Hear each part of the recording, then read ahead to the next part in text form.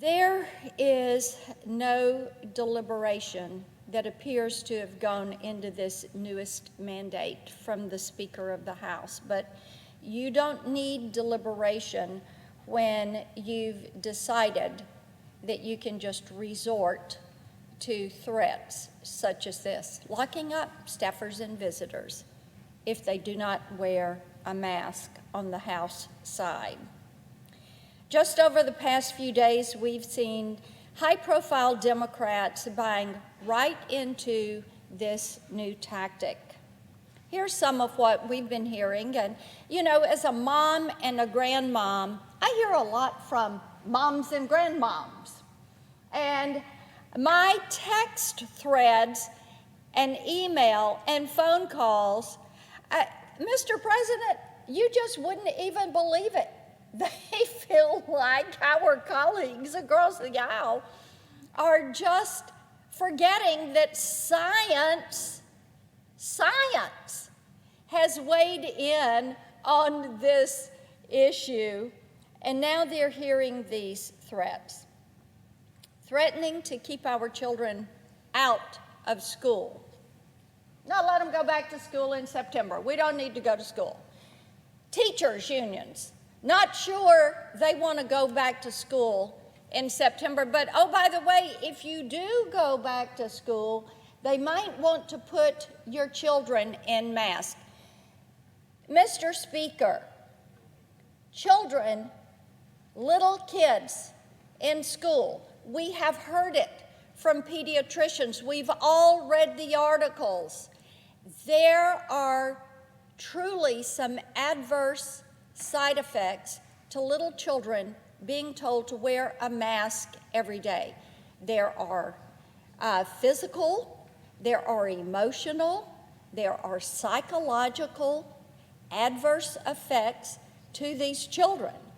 Not mentioning some I've heard from pediatricians about the danger of children not knowing how to wear the mask. They touch the mask, and then they put a dirty mask back up over their nose and their mouth, and the concerns that cause. So, what we're hearing about our children in school is of tremendous concern to the moms that are out there. We're hearing they're threatening families and small businesses with yet another lockdown to come. I have a lot of friends who are in the retail industry. And right now, you know what they're doing, Mr. President? They are beginning to get in merchandise for the fourth quarter. They have used their lines of credit to make certain there's merchandise in their stores. These are mom and pop stores. These are small businesses. They are on Main Street in every small town in this country, just like they are in Tennessee. And the decisions that are being made here make them very nervous and very uncomfortable, because they're thinking, all right, what if we go into a lockdown? What if people can't get into my store? And here I have finally made it through COVID, and I'm looking forward to a good fourth quarter, and now we're getting this kind of information out of Washington, D.C. All of this is not rational.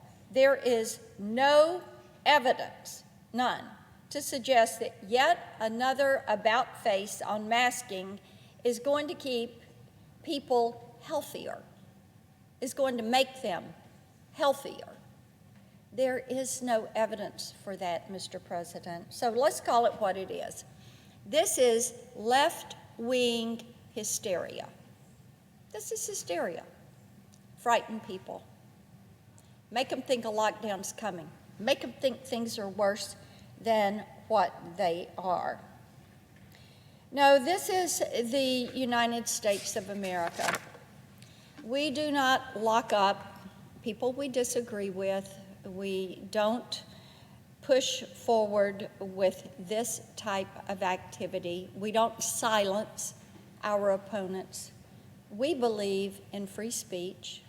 We believe in individuals being able to make their choices, and I think that it is fair to say that what the Speaker of the House has done is not trusting the science that brought us this vaccine, and thank goodness President Donald Trump brought about Operation Warp Speed and issued a challenge to our federal agencies, issued a challenge to our pharmaceutical companies and said, let's see if we can find a way to defeat this virus. There is a vaccine there.